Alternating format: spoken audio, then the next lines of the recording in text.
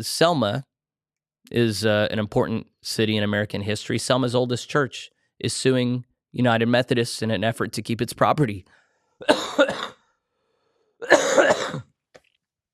So we've already seen a lot of this. Here's this beautiful old church in Selma, Alabama, Church Street, Methodist Church in Selma, founded in 1835. It filed a lawsuit on October 14th.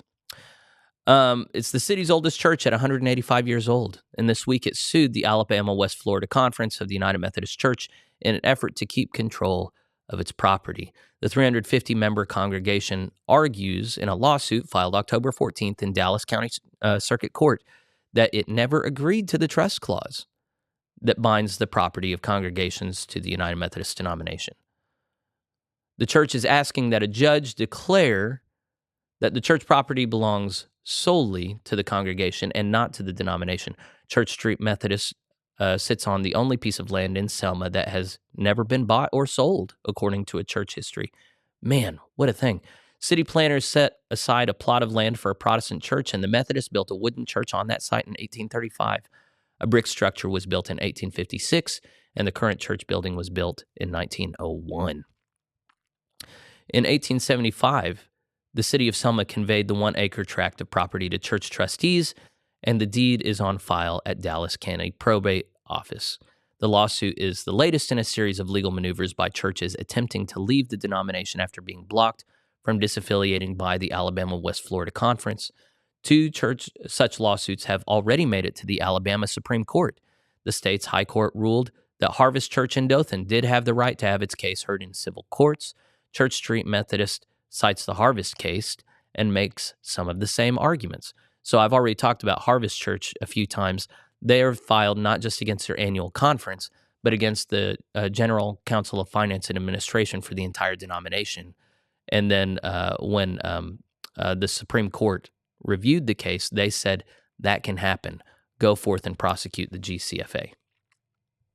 In another case, a group of 44 churches said that sued the Alabama-West Florida Conference were told by the Supreme Court that they would have to pursue their cases through the church courts and not civil courts. So that was a victory for the annual conference, not for those 44 churches that filed suit.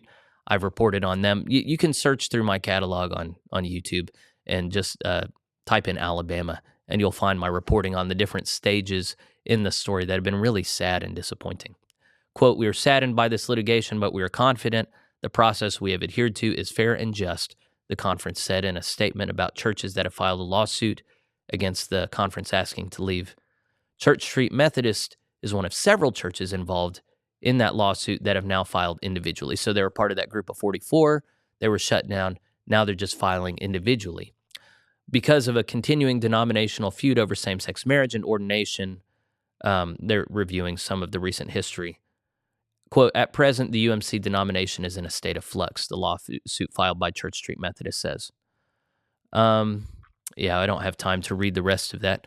But this is another development. There are going to continue to be many lawsuits around the country from local churches that are looking at different factors like, is the trust clause actually anywhere on their deed? Did they ever formally adopt it at all?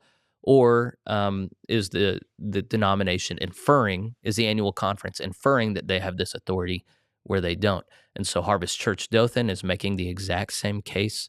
And we'll see what these different state Supreme Courts rule. Like even right now, if it's in a district court, it's going to get appealed up to a Supreme Court. There was a recent decision in Baltimore, Washington. I'm going to report on that tomorrow. There's an appeal to the Texas Supreme Court from Rio, Texas. Lots of lawsuits going on. I'll do my best to track these as they go forward. So I appreciate y'all being gracious as I try to review these.